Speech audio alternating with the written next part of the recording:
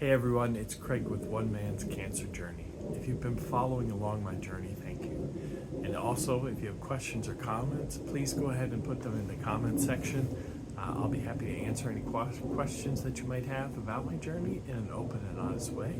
And if you just have a comment, I enjoy reading those too. It brings a smile to my face.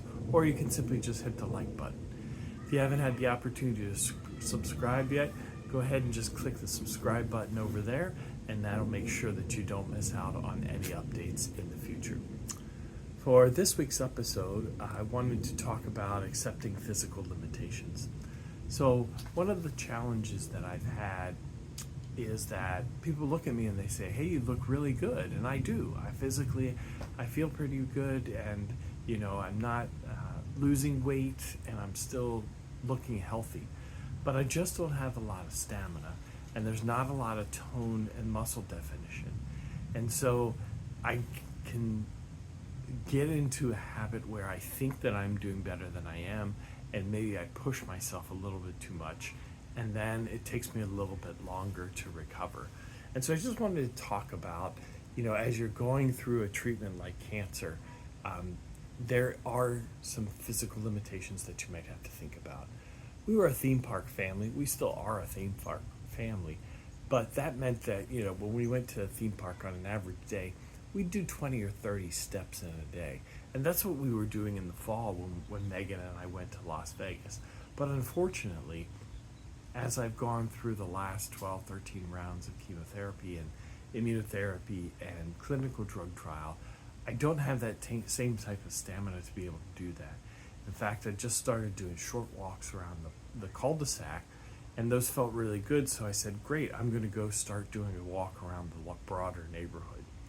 And what I'm finding is that at the end of those walks, I'm a little bit more winded than I expected. And so, again, accepting my limitations from a physical perspective, but not stopping. I shouldn't feel like I've just completed a hard workout after walking around the block. But sometimes that's the case. My body is fighting cancer.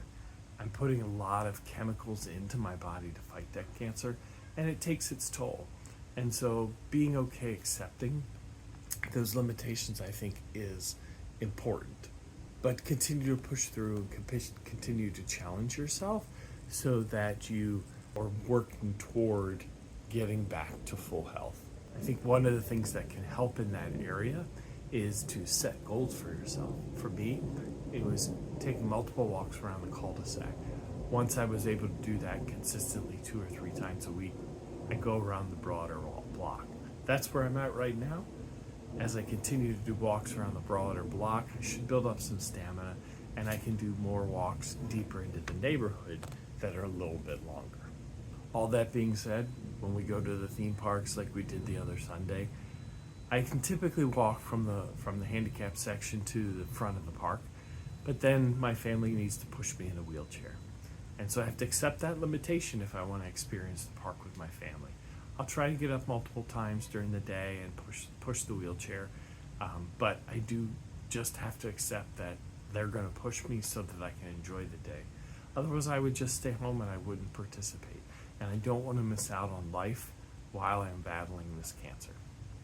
For my gratitude moment this week, I'm grateful for Rick and Karen Andrew, who came down or who were here in Florida, but took time out of their schedule to visit with Megan and I. Now, Rick and I worked together many years ago, and we stayed in touch over LinkedIn. Not close friends, but just stayed in touch professionally and personally. But I said, hey, next time you're in Florida, let me know. And wouldn't you know it, it was like a week later he's in Florida. And they wanted to take time out of their schedule to have dinner.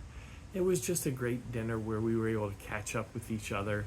We both have girls around the same age, so we were able to share the stories of our kids and what they're doing and how they're preparing for life as they're all in college. And then Rick and Karen graciously picked up the check.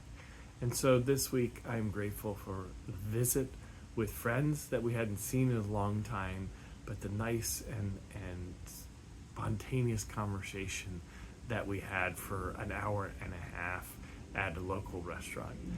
It just brought a smile to my face, and was good to catch up with someone I hadn't seen in person in a long time. My name's Craig. I'm with One Man's Cancer Journey, and I wish for you a blessed week.